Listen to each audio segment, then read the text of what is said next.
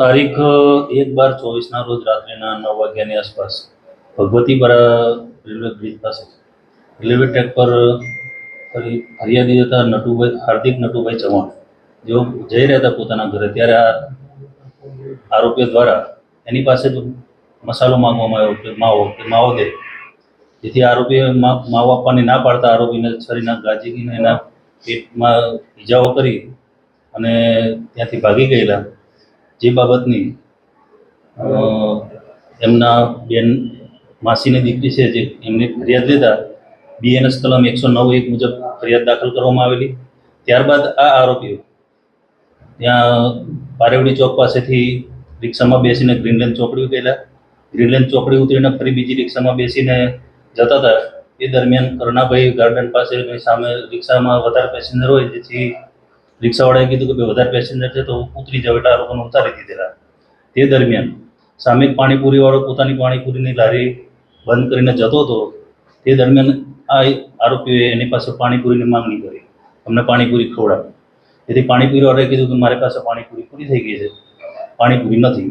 પછી જેથી એને છરી બતાવી અને એની પાસે જે હતો એ આપી દેતો. એના ખિસ્સામાંથી 1500 રૂપિયા અને એનો મોબાઈલ લૂંટી લીધેલો અને એને ત્યાં છરી મારી અને પછી આગળ ગયા. સામે જતા એક બીજા હિતેશભાઈ ડાંગર હતા, એને પણ રોકી અને છરી બતાવીને કીધું કે ભાઈ જે હોય તારી પાસેથી આપી દે.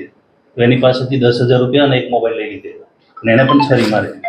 ત્યારબાદ આ લોકો લઈને નીકળે દરમિયાન હિતેશભાઈ બૂમ કરી કે અમને લૂંટ્યા બૂમ મારતા સામે 7-8 છોકરાઓ બેઠેલા હતા, એમને પકડવા માટે દોડ્યા, પકડવા માટે પ્રયાસ કર્યો. તે દરમિયાન જય કરીને જે છોકરો છે એને પણ આ ઈસમોએ છરીનો મારી અને એ દરમિયાન એક ઈસમ પકડાઈ ગયેલો.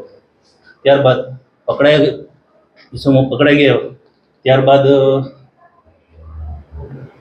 પોલીસ સ્ટેશનના ડિસ્ટાફ તેમજ ટીમો બનાવી અને આ આરોપીનો ધરપકડ કરવામાં આવેલ છે, જેમાં 3 આરોપી છે અને એક કાયદાના સંઘર્ષમાં આવેલ કિશોર છે. આરોપીઓ પાસેથી જે પણ મુદ્દામાલ ગયે છે, ટોટલ પૂરેપૂરો મુદ્દામાલ રિકવર કરવામાં આવેલો છે. 10,000 રૂપિયા પેલા હિતેશભાઈના, પાણીપુરીવાળાના 1500 રૂપિયા તથા બંને મોબાઈલો તેમજ ગુનાના કામે ઉપયોગ કરવામાં આવેલ છરી. તમામ બધી ઘટનાઓને એને કેટલી 9 વાગ્યાથી સ્ટાર્ટ કર્યું, લગભગ એમને 10:30 પોણા 11 સુધી આ ઘટનાઓનું ચાલ્યું. હાલ હજુ તપાસ ચાલુ છે. આરોપી અટક કર્યા છે, પણ ઈ ગુજકોટમાં સર્ચ કરતા હાલ સુધી એમનો કોઈ ગુનાહિત ઇતિહાસ બસ લૂંટો જ કરવાનો ને એ કરવાનું.